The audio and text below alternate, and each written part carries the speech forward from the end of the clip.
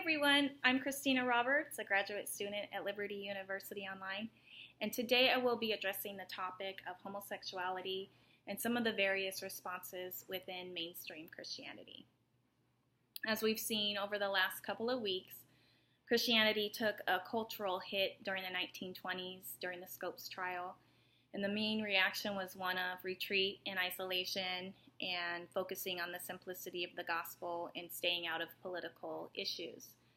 However, during the 1960s, as society started to see a moral decline, in 1973, decisions such as Roe versus Wade caused the church to re-examine that decision and wonder if they should be more involved in a lot of the political issues. Of course, we see organizations emerge under Jerry Falwell, the Moral Majority, to focus on the main issue such as abortion at that time. The gay rights movement had not really emerged too much at this time.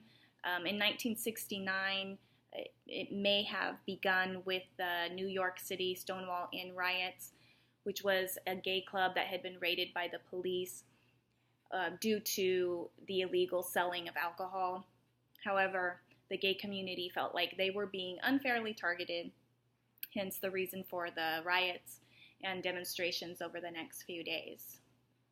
The focus on equality in marriage didn't really start to gain momentum until the 1990s, and this was probably in reaction to the Defense of Marriage Act enacted by the Clinton administration. The Defense of Marriage Act protected states from recognizing same-sex marriage over state lines, and it also restricted same-sex partners from receiving federal benefits such as Social Security and veterans benefits. And so now we see the push for legislation to support gay marriage. And so we see various reactions throughout mainstream Christianity. For example, the United Methodist Church had a general conference in 1996, and they had decided that ministers would not be able to conduct homosexual unions, and they also restricted homosexuals from serving in any capacity throughout the church. However, they did acknowledge that homosexuals should have equal rights and that God's grace was available to all. In contrast, in 1994, the Episcopalian Church added sexual orientation to the non-discrimination for ordination, and in 2009 stated that God's call is open to all. They had also ordained the first gay bishop in 2003. On the legislative side, we see various legislation going on in individual states. For example, Alabama had put a ban on same-sex marriage in 1998, and voters in Georgia approved a ban on same-sex marriage in 2004. It was ultimately struck down in 2006 and then reversed again.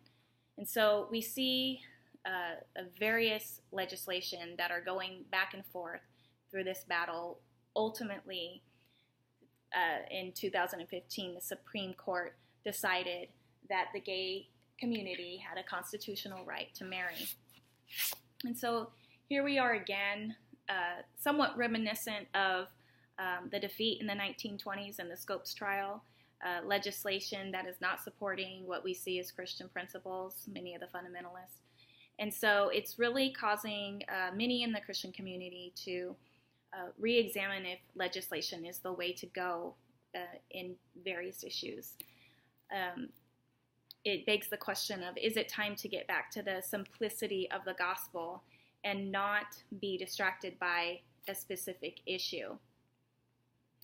And I think that it's really important to not completely isolate as they did in the 1920s, to definitely still have an influence in what's going on in our cultural and society, but also to really remember the main focus of the simplicity of the gospel, that God's grace is available to all, that He wants to have a relationship with us. And then we can trust that as we introduce Christ to all individuals, that in their relationship with Him, He will transform areas where He wants to change their heart. And He will do the same for us in our individual lives as well. Thank you.